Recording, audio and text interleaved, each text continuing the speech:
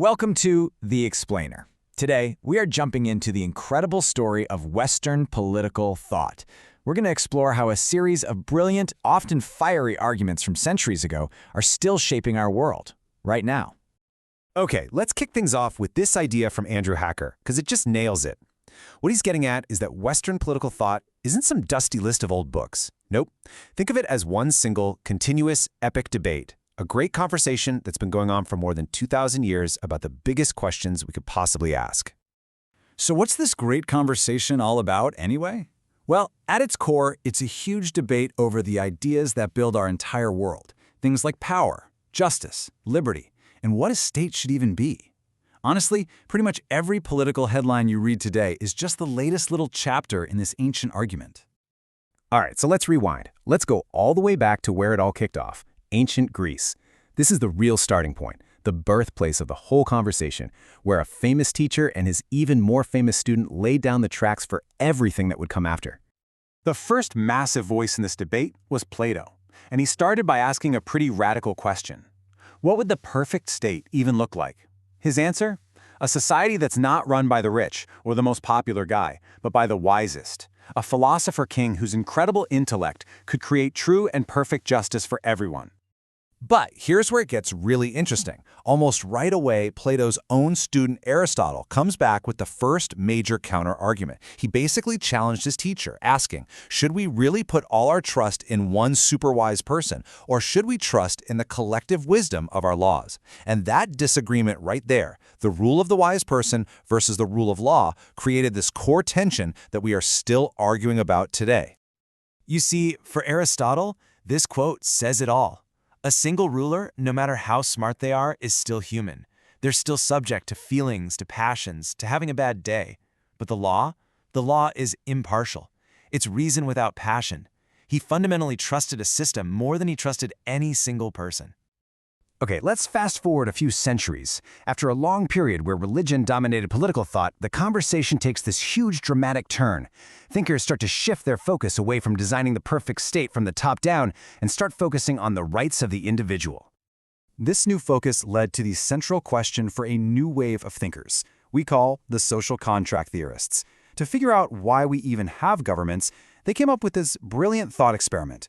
What was life like before government? In a state of nature.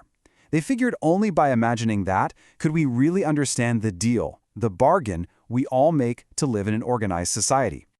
Now, two English philosophers, Thomas Hobbes and John Locke, gave completely different answers, and a lot of it had to do with the chaotic times they lived through.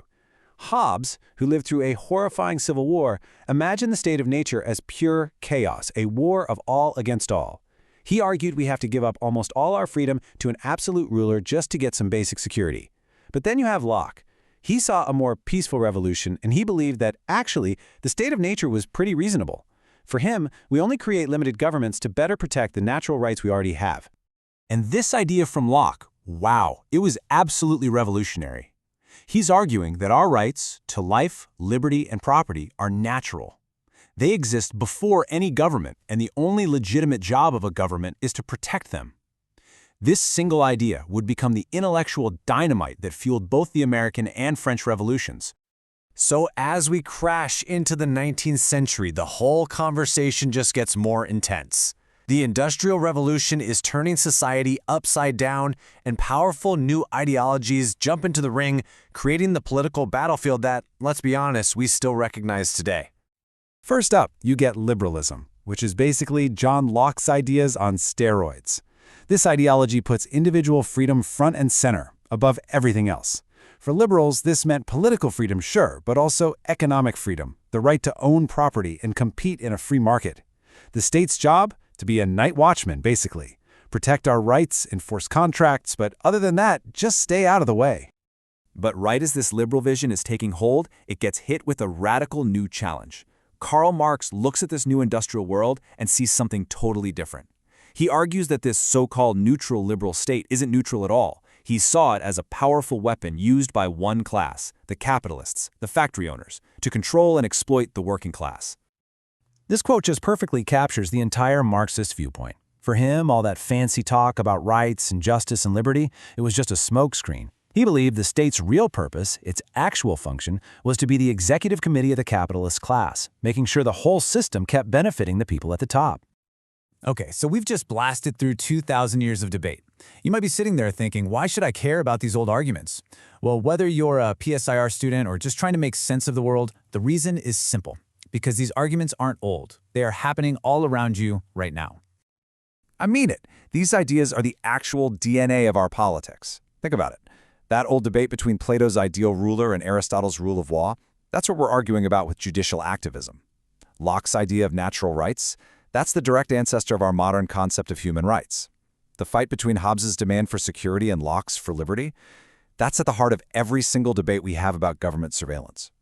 And that huge clash between liberalism and Marxism, well, that still defines the entire left-right spectrum of our economy. So from now on, every time you read about government's role in the economy, or hear a debate about freedom versus security, or analyze a political decision, I want you to listen. Listen for the echoes of Plato, of Locke, of Marx, because you're hearing the latest lines in this great, never-ending conversation. Look, understanding this history isn't just about passing a class. It's about getting the tools to decode the present. It gives you the vocabulary to understand the world, to analyze it, and, maybe most importantly, to find your own voice.